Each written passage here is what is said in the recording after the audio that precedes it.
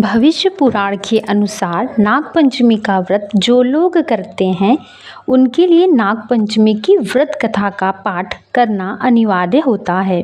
मान्यता है कि नागपंचमी के दिन भविष्य पुराण में बताई गई इस कथा का पाठ करने से आपको इस लोक में उत्तम फल की प्राप्ति होती है और आपके कुल में सर्पदंश के किसी की भी मृत्यु नहीं होती। तो आइए व्रत कथा का स्मरण करते हैं। मुनिवर बोले, राजन, अब मैं पंचमी कल्प वर्णन करता हूँ।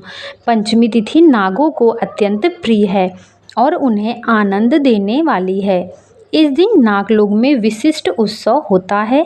पंचमी तिथि को जो व्यक्ति नागों को दूध से स्नान कराता है उसके कुल में वासुकी, तक्षक, कालिका, मणिभद्र, एरावत, धृतराष्ट्र, कारकोटक तथा धनंजय ये सभी बड़े बड़े नाग अभयदान देते हैं।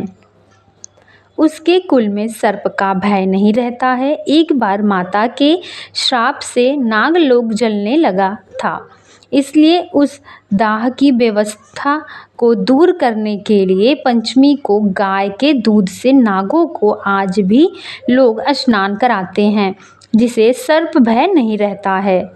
राजन ने पूछा, महाराज, नाग माता ने नागों को क्यों श्राप दिया था और फिर वे कैसे बच गए?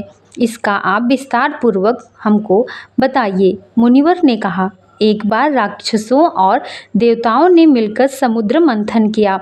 उस समय समुद्र में अतिशय श्वेत उत्तय श्राव नामक का एक अश्व निकला। उसे देख नाग माता कद्रू ने अपनी सौत विनता से कहा कि देखो, यह अश्व श्वेत वर्ण का है, परंतु उसके बाल काले तीख पड़ते हैं।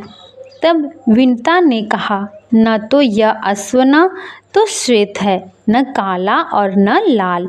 यह सुनकर कद्रू ने कहा, मेरे साथ शर्त करो कि यदि मैं इस अश्व के बाल को कृष्ण वर्ण का दिखा दूं तो तुम मेरी दासी हो जाओगी, और यदि नहीं दिखा सकी तो मैं तुम्हारी दासी हो जाऊंगी। विनीता ने यह शर्त स्वीकार कर ली। दोनों क्रोध करती हुई अपने अपने स्थान को चली गईं। कद्रू ने अपने पुत्र नागों को बुलाकर सब वृतांत उन्हें सुना दिया और कहा कि पुत्रों, तुम अश्व के बाल के समान सूक्ष्म होकर उसके शरीर में लिपट जाओ, जिससे यह कृष्ण वर्ण का दिखाई देने लगे, ताकि मैं अपनी सौत विनीता को जीतकर उसको अपनी दासी बना सकूं। माता के इस वचन को सुनकर नागों ने कहा कि माँ, यह छल तो हम लोग नहीं करेंगे, चाहे तुम्हारी जीत हो या हार। छल से जीतना बहुत बड़ा अधर्म है। पुत्रों के यह वचन सुनकर कद्रू ने कहा, तुम लोग मेरी आज्ञा नहीं मानते हो, इसलिए मैं तुम्हें श्राप देती हूँ कि पांडवों के वंश में उत्पन्न राजा जनमेजय जब सर्प सत्र करेंगे तब उस यज्ञ में तुम सभी अग्नि में जल जाओगे। इतना कहकर कद्रू चुप हो गई। नागगढ़ माता का श्राप सुनकर बहुत घबरा गए और वासुकी को साथ में लेकर ब्रह्मा जी के पास पहुंच गए तथा ब्रह्मा जी को अपना सारा वृत्तांत सुनाया। इस पर ब्रह्मा जी ने कहा कि वासुके, चिंता मत करो, मेरी बात सुनो।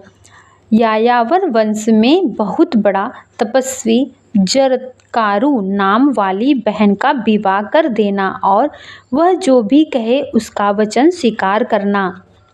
उसे आस्तिक नाम विख्यात पुत्र उत्पन्न होगा। वह जनमेजय के सर्प यज्ञ को रोकेगा और तुम लोगों की रक्षा करेगा। ब्रह्मा जी के इस वचन को सुनकर नागराज वासुकी आदि तस्य प्रसन्न हो गए, उन्हें प्रणाम कर अपने लोक में आ गए। तब मुनिवर कहते हैं, राजन, यह यज्ञ तुम्हारे पिता राजा जनमेजय ने किया था। यही बात श्री कृष्ण भगवान भी युधिष्ठिर ने से कहा था कि राजन, आज से 100 वर्ष के बाद सर्प यज्ञ होगा, जिसमें बड़े बड़े विषधर और दुष्ट नाग नष्ट हो जाएंगे। करोड़ों नाग जब अग्नि में दग्न हो जाएंगे तब आस्तिक नामक ब्रह्मांड ब्राह्मण सर्प यज्ञ रोककर नागों की रक्षा करेंगे। ब्राह्मण जी ने पंचमी के दिन ही नागों की रक्षा की थी, अतः पंचमी तिथि नागों को अत्यंत प्रिय है। पंचमी के दिन नागों की पूजा यह प्रार्थना करनी चाहिए कि जो नाग पृथ्वी में, आकाश में, स्वर्ग में, सूर्य की किरणों में, सरोवरों में, वापी में, कूप, तालाब आदि में रहते हैं, वे सब हम पर प्रसन्न हों। हम उनको बार बार नमस्कार करते हैं।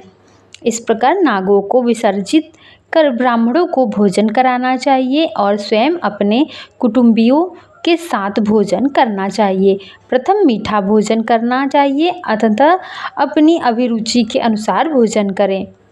इस प्रकार नियमानुसार जो पंचमी को नाग की पूजा करते हैं, यह श्रेष्ठ विमान में बैठकर नागलोक को जाते हैं और बाद में द्वापर युग में बहुत पराक्रमी, रोग रहित तथा प्रतापी राजा होते हैं। इसलिए घी, खीर तथा गुकुल से इन नागों की पूजा करनी चाहिए।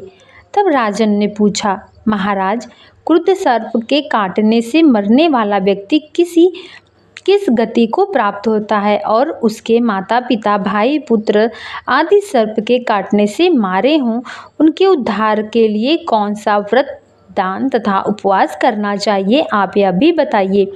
तब मुनि ने कहा, राजन, सर्प के काटने से जो मरता है वह अधोगति को प्राप्त होता है तथा निर्विष सर्प होता है, और जिसके माता पिता आदि सर्प के काटने से मरते हैं वह उनकी सद्गति के लिए भाद्रपद के शुक्ल पक्ष की पंचमी तिथि को उपवास कर नागों की पूजा करे।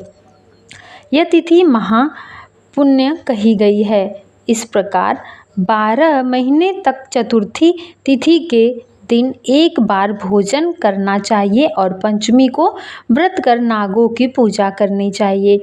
पृथ्वी पर नागों का चित्र अंकित कर अथवा सोना, काष्ठ या मिट्टी का नाग बनाकर पंचमी के दिन करवीर, कमल, चमेली आदि पुष्प, गंध, धूप और विधिवत नैवेद्य से उनकी पूजा करें।